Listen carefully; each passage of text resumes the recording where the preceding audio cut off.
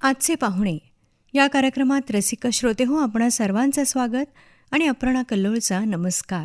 रसिका हो, आजच्या कार्यक्रमामध्ये आपण मराठी भाषेचे अभ्यासक, मराठी अभ्यास केंद्राचे अध्यक्ष, मुंबई विद्यापीठामध्ये राज्यशास्त्र विभागात प्राध्यापक म्हणून कार्यरत असलेले आणि 26 ऑक्टोबर रोजी पार पडलेल्या 8व्या लोकजागर साहित्य संमेलन 2025चे अध्यक्ष डॉक्टर दीपक पवार सर यांच्याशी बातचीत करणार आहोत.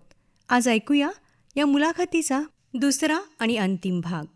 होणाऱ्या बदलांच्या किंवा होणाऱ्या प्रतिकूल बदलांच्या तुलनेमध्ये अनुकूल बदलाचं प्रमाण फारच नगण्य आहे. पण मग किमान आपण मराठी न वाचलं जाण्याच्या पापात वाटेकरी नाही आहोत, एवढं तरी समाधान आपल्याला वाटतं. नक्कीच. पण आता जरी इंग्रजी माध्यमाच्या शाळा वाढलेल्या असल्या तरी कुठेतरी मराठी माध्यमाच्या शाळा पण अजूनही टिकून आहेत.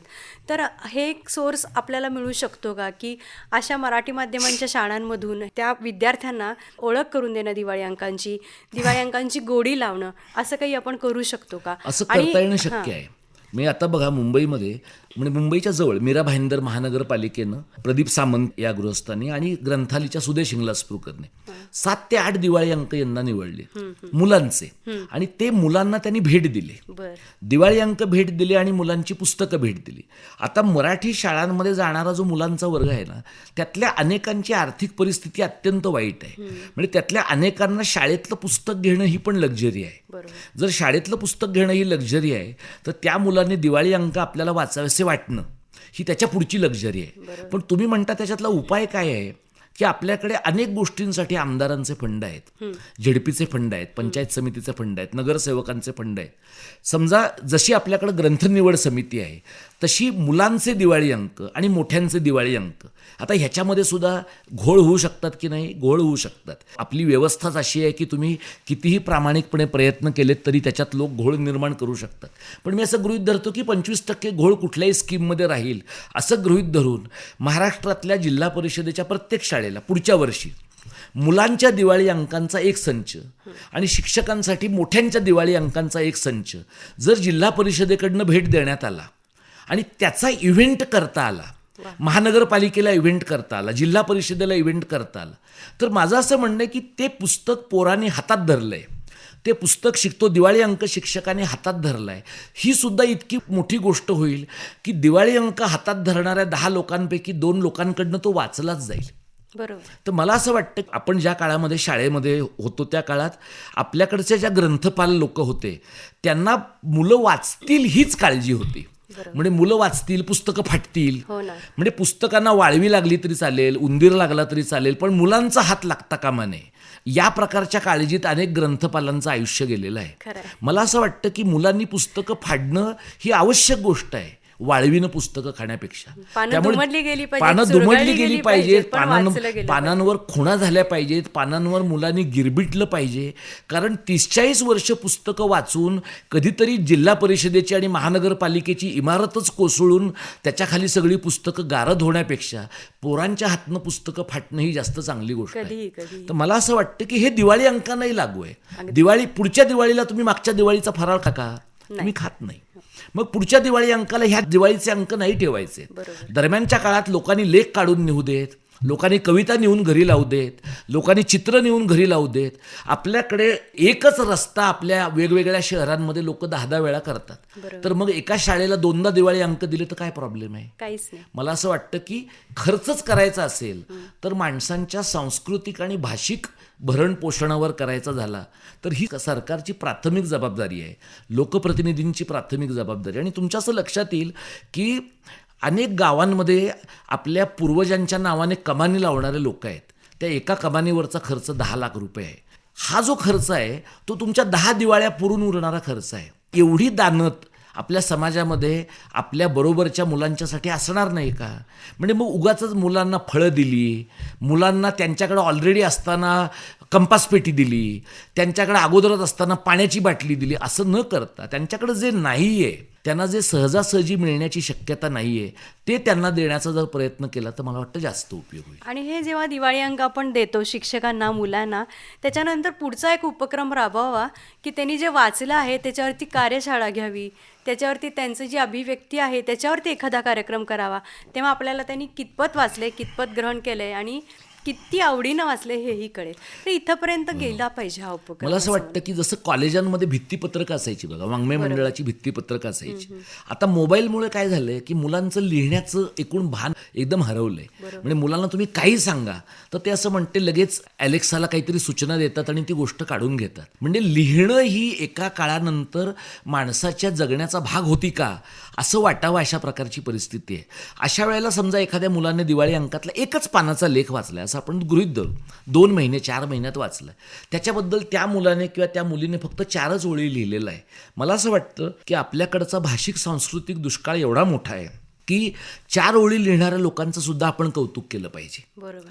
एखाद्या कथेबद्दल, एखाद्या छोट्याशा कादंबरीबद्दल, एखाद्या प्रवास वर्णनाबद्दल येऊन 5 मिनिटं वर्गात बोलणाऱ्या मुलाचंही कौतुक झालं पाहिजे.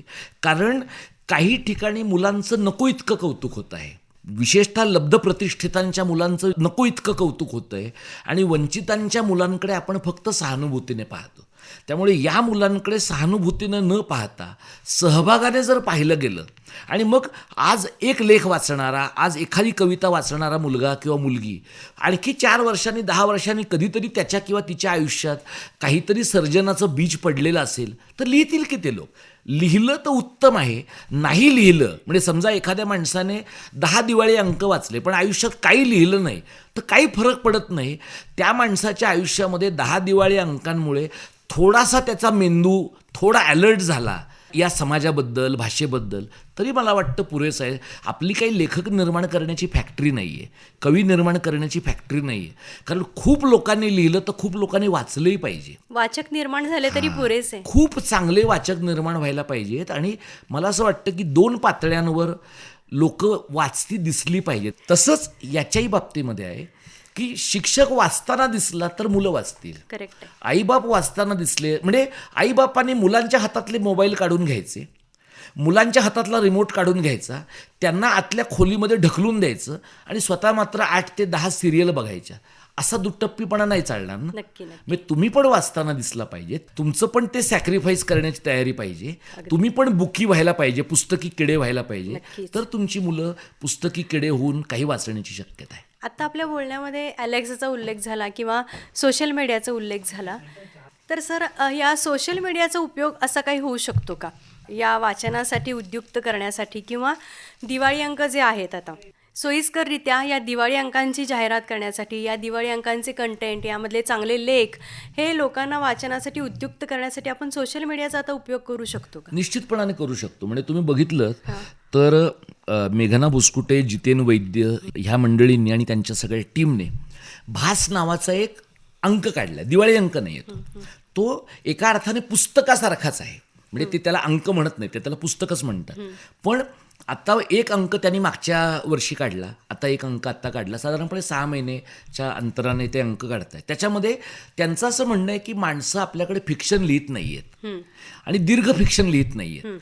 तर दीर्घ अशा प्रकारचं ललित लिहिलं समजा एखाद्या माणसाने, कथा लिहिली, एखाद्या कादंबरीचं काही त्याला सुरुवात करायची एखाद्या व्यक्तीला वाटली, तर आपल्याकडे त्या माणसाला ते छापायण्याची परिस्थितीच नाही आहे. आता ही मंडळी भासवाली काय करतायत की त्यांच्याकडे त्यांनी जे प्रसिद्ध केलं आणि जो अंक लोकांकडे गेला आहे त्यातलं काही एक लेखनाचे तुकडे ते त्यांच्या सोशल मीडिया हँडल्सवर टाकतायत. त्यामुळे असं होतं आहे की त्या सोशल मीडिया हँडल्सवर टाकल्यामुळे समजा तुमच्या लेखनाबद्दलचा उल्लेख त्यात आहे तर तुमच्याबद्दल आणि लेखनाबद्दल अशी दुहेरी उत्सुकता लोकांच्या मनामध्ये निर्माण होते. आणि अशी बरीच माणसं आहेत, म्हणजे तुमच्या लेखनाबद्दल मी बोलतो आहे कारण तुम्ही माझ्या परिचित आहात, तर मग माझ्या नेटवर्कमधल्या लोकांना असं वाटतं की अरे याने उल्लेख केला तर ते पाहिलं पाहिजे. तुमच्या संपर्कातल्या लोकांना वाटतं की यांच्या लेखनाचा उल्लेख झाला आहे तर पाहिलं पाहिजे. तर हे चांगल्या अर्थाचं मल्टी लेवल मार्केटिंग आहे. आणि मला असं वाटतं की ह्याच्या बाबतीमध्ये आपण अजिबात चाचरता कामा नये की माझ्या मित्रमैत्रिणींच्या लेखनाची मी थोडी प्रसिद्धी केली तर ह्याच्यामध्ये काही जरा वाईट होईल का. समजा माझ्या मित्रमैत्रिणींच्या लेखनाची मी प्रसिद्धी केली किंवा मला ज्यांचं लेखन छान वाटतंय अशाच्या एखाद्याच्या लेखनाची मी प्रसिद्धी केली तर मला वाटतं की ते वाईट असेल तर ते नाहीच टिकणार. बरोबर. पण जर ते बरं असेल आणि त्याच्याबद्दल मी बोललोच नाही तर ते लोकांना कळणारच नाही. करेक्ट आहे. त्यामुळे समाज माध्यमांचा वापर अनेक लोक तुम्हाला असं दिसेल की लोक दिवाळी अंकांमध्ये जे लिहित आहेत, म्हणजे दिवाळी अंकांमध्ये एक फॉर्मॅट मला वाटतं यावेळेला युगांतरमध्ये मी पाहिला, त्याच्यात त्यांनी असं म्हटलं की यांचा लेख आहे, या लेखात काय पाहाल, तर या लेखात 1, 2, 3, 4 गोष्टी पाहाल. Short blog. हां, म्हणजे मग आता असं झालंय की समजा मला तुमच्याबद्दल माहिती आहे पण तुमच्या अभ्यास क्षेत्राबद्दल माहिती नाहीये, तर तुमच्या अभ्यास क्षेत्राबद्दलचा लेख जर माझ्यासमोर आला तर मला असं वाटतं की नाही, मग मी आता या अंकात पैसे गुंतवू शकतो. बरोबर. किंवा किमान मला आवडणाऱ्या 4 लेखकांचं लेखन अमुक अंकात आहे म्हणून मला घ्यायला हरकत नाही. म्हणजे आता घेणारा जो माणूस आहे तो बाय प्रिन्सिपल ऑफ एलिमिनेशन जातो की हे घेऊ का नको, हे घेऊ का नको. म्हणजे जसं तुम्ही डीमार्टमध्ये गेलात किंवा एखाद्या दुसऱ्या कुठल्या तरी मोठ्या दुकानात गेलात तर 10 वस्तू लोक बघतात आणि मग स्वस्त काय आहे, या आठवड्यात आज काय उपलब्ध आहे, हे सगळं बघून कशावर घेण्याकडे. डिस्काउंट आहे. हां, तर त्यामुळे आता आपण सांस्कृतिक कमॉडिटी जी आहे, सांस्कृतिक खरेदी विक्री, दिवाळी अंक ही सांस्कृतिक खरेदी विक्रीची वस्तू आहे एका पातळीवर. Actually. आणि मग त्या दृष्टीने ती जर क्रय विक्रयाची वस्तू असेल तर थोडं तिचं मार्केटिंग केलं, लेखकाने केलं, संपादकाने केलं, त्या सगळ्या प्रक्रियेत असणाऱ्या माणसाने केलं आणि अंतिमतः तो मजकूर त्यांच्या सगळ्या प्रक्रियेवर तगून राहिला, तर मला असं वाटतं की समाज माध्यमांमध्ये अत्यंतिक इंटरकनेक्टेड पद्धतीनं, एकात्मिक पद्धतीनं त्याची जाहिरात करता येणं शक्य आहे, आवश्यक आहे आणि त्याच्याबद्दल अजिबात बिचकता कामा नये. अगदी अगदी. कारण बरीच वाचनप्रेमी मंडळी, साहित्यिक मंडळी यांचे ग्रुप्स आहेत आता समाज माध्यमांवरती आणि त्याच्यामध्ये भरपूर साहित्यिक चर्चा असतात, साहित्यिक जाहिराती असतात, एकमेकांचे लेख प्रसिद्ध होत असतात आणि त्या लेखांविषयी त्याच्यावरती लिहिणारे अभिप्राय असतात. असेही काही ग्रुप आहेत, अगदी नाही असं नाही म्हणता येणार आपल्याला.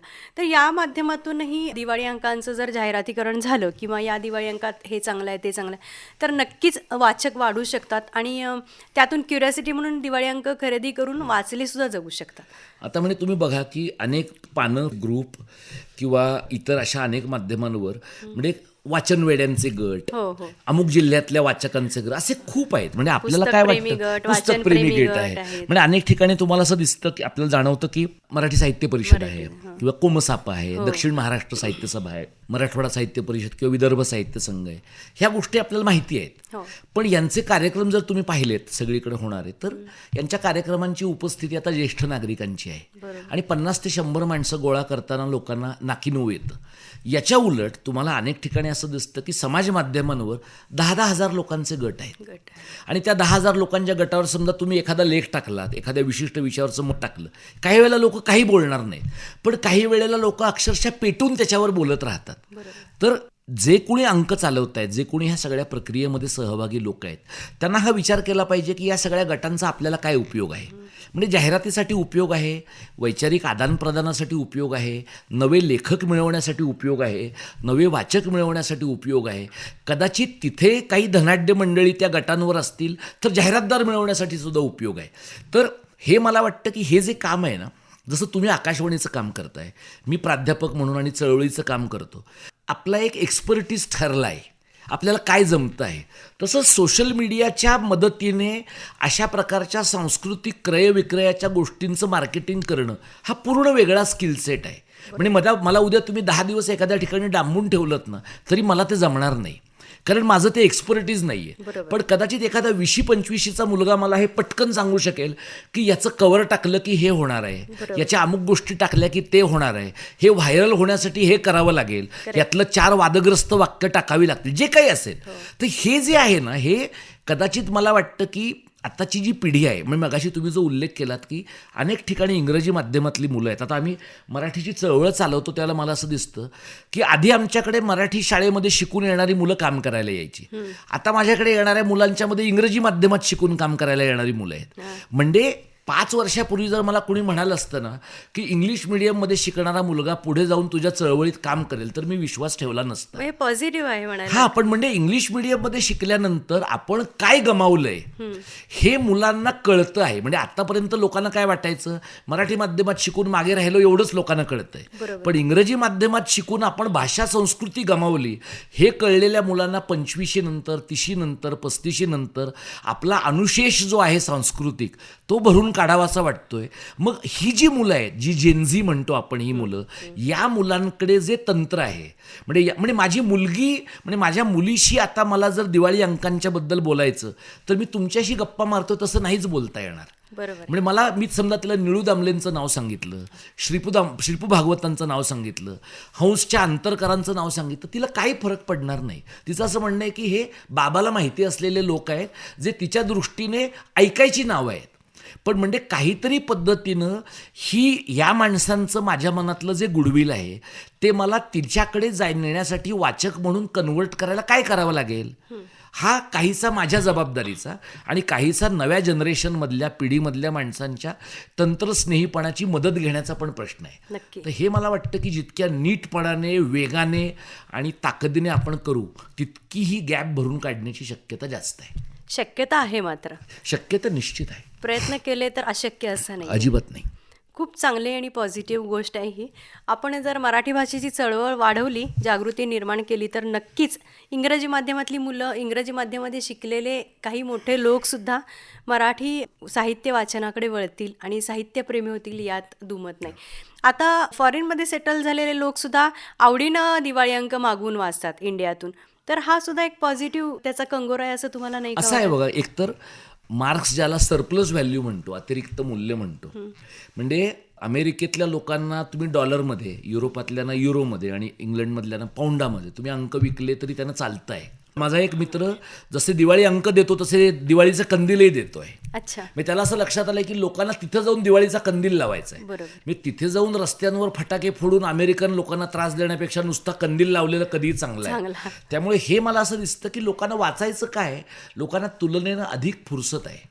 म्हणजे मुंबई शहरामध्ये शनिवार रविवारी किंवा पुण्यामध्ये म्हणा किंवा सांगलीसारख्या तुलनेने शांत शहरामध्ये सुद्धा माणसांचे जगण्याचे संघर्ष माणसांना पिचवतात. बरोबर.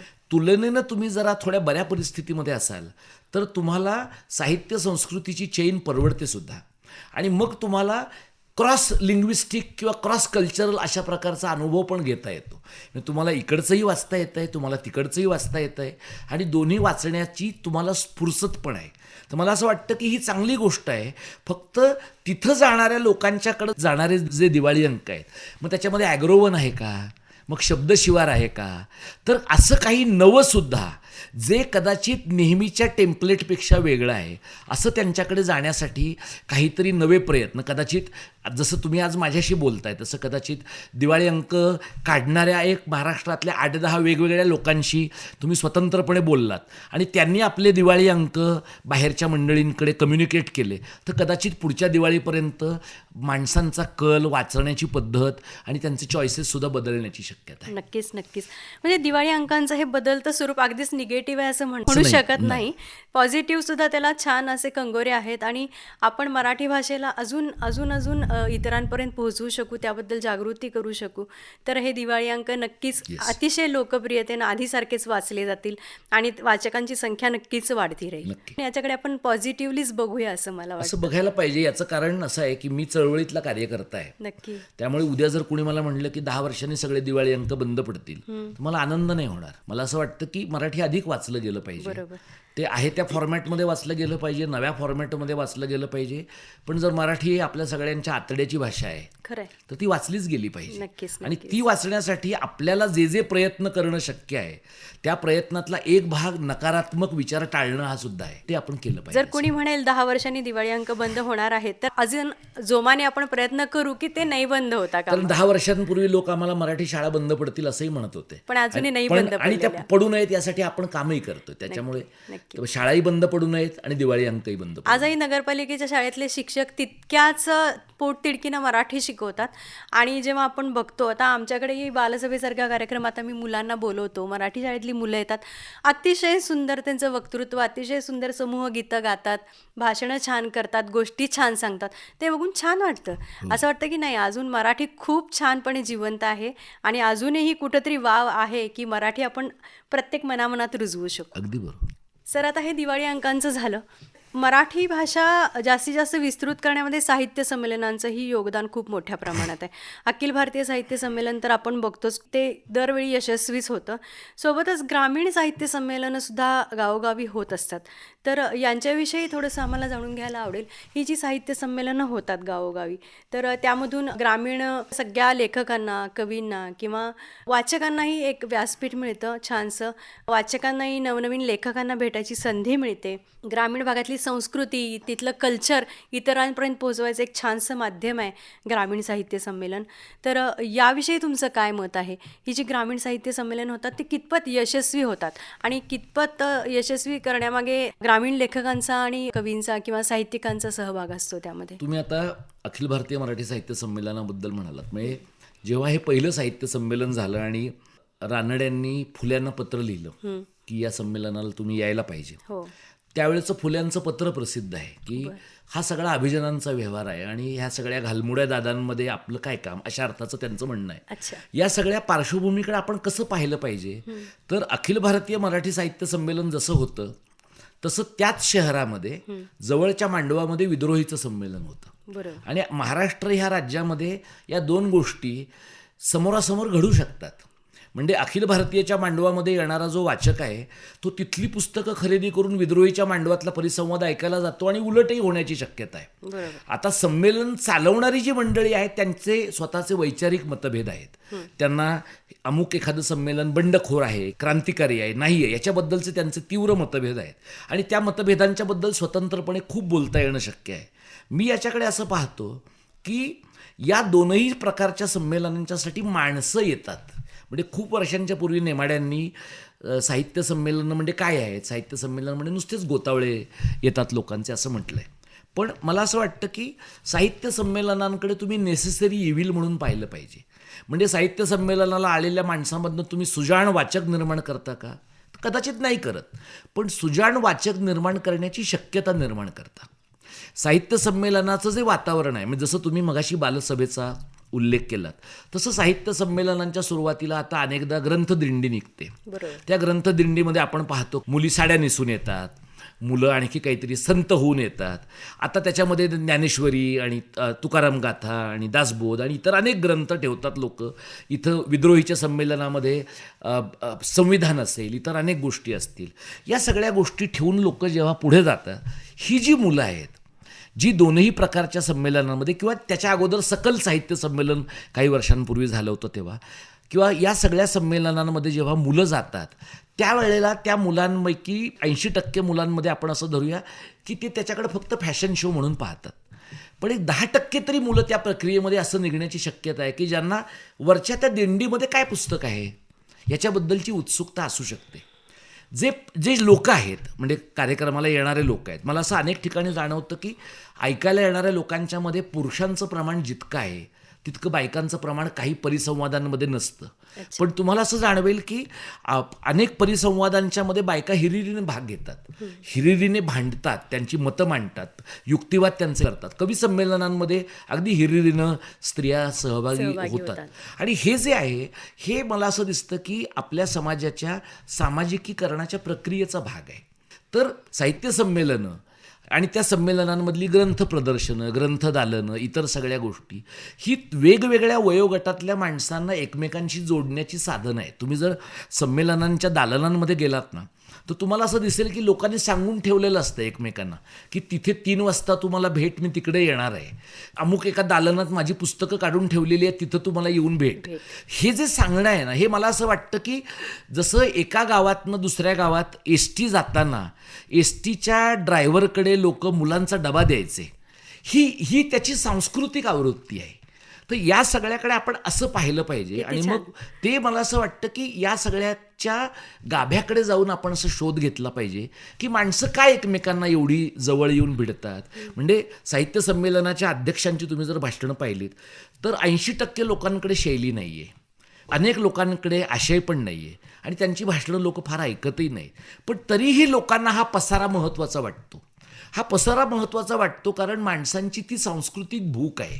तर मला असं वाटतं की जसं आपण आर्थिक कुपोषणाबद्दल उपासमारीच्या बद्दल बोलतो तसं सांस्कृतिक उपासमारीच्या बद्दल पण बोललं पाहिजे. नक्की. तुम्ही ज्या ग्रामीण संमेलनांचा उल्लेख केला तर आत्तापर्यंत लोक काय म्हणायचे, पेठांमधल्या लोकांनी सगळा सांस्कृतिक व्यवहार ताब्यात ठेवलेला आहे. पण मग आपल्याकडे शंकर पाटील आले, आपल्याकडे दमा मिरासदार आले, आपल्याकडे व्यंकटेश माडगुळकर आले, आपल्याकडे बाबूराव बागुल आले आणि अनेक अण्णाभाऊ साठे आले. या सगळ्या माणसांनी ग्रामीण लेखनाचा पट विस्तारला. आपल्याकडे धगवाले उद्धव शेळके आले.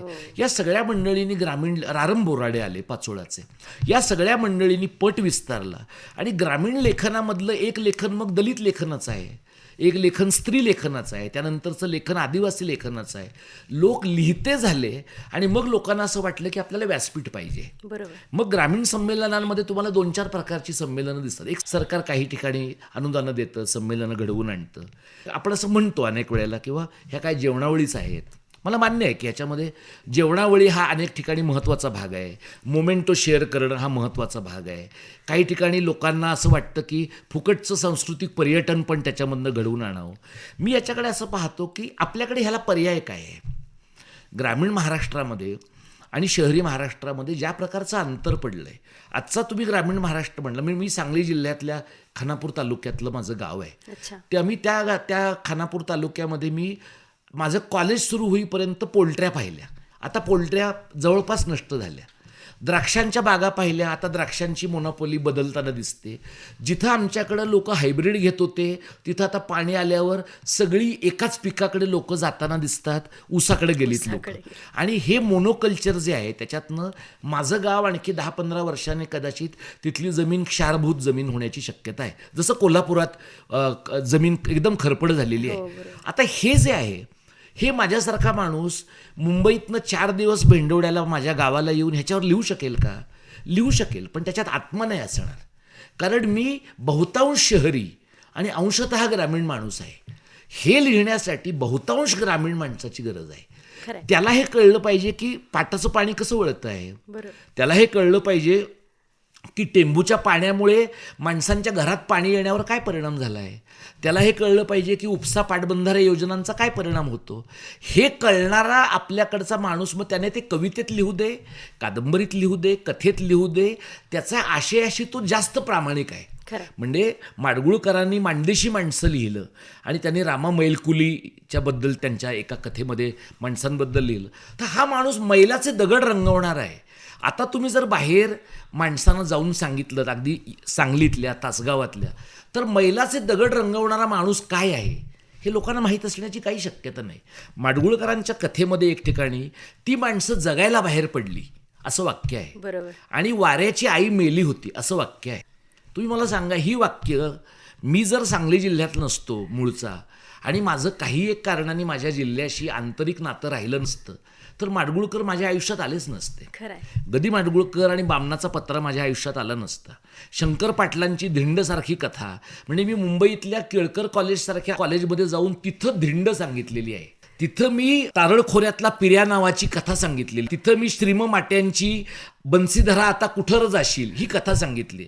म्हणजे माझं फक्त एवढंच नातं त्या ह्याच्याशी आहे की मी दर सुट्टीमध्ये गावाला आल्यामुळे माझं गावाशी काहीतरी एक ऑर्गॅनिक नातं राहिलं. माझ्या मुलीचं ते त्याच्याही पेक्षा कमी आहे. त्यामुळे मला असं वाटतं की आणखी काही काळांनी शहरातल्या माणसांचं गावातल्या माणसांशी आणि गावातल्या ऑर्गॅनिक इकोसिस्टमशी नातं राहण्याची शक्यता खूप कमी आहे. कारण शहरं आणि गावातली सीमारेषा पुसट झाली आहे. मग गावाबद्दल ऑथेंटिक कोण बोलणार? तर ज्यांना तो ऑथेंटिक अनुभव आतून येतो आहे अशी माणसं बोलतील. तर मला असं वाटतं की तसं बोलणारा शंकर पाटलांसारखा माणूस आता नाही, मिरासदार आपल्यामध्ये नाही. म्हणजे तो जो ऑथेंटिक विनोद आहे तो विनोद आता कळतील अशी पोरं पण तुम्हाला समोर दिसणार नाही. ते कथाकथन, ते कथावाचन, याच्या पलीकडे आता जी नवीन मुलं म्हणजे आता इंद्रजित भालेराव सारखा कवी आहे, ही जी सगळी म्हणजे नवीन माणसं आहेत, विजय चोरमारे सारखा कोल्हापुरातला नव्या पिढीतला नाही पण 50शीतला नवा माणूस आहे, लिहिणारा माणूस आहे.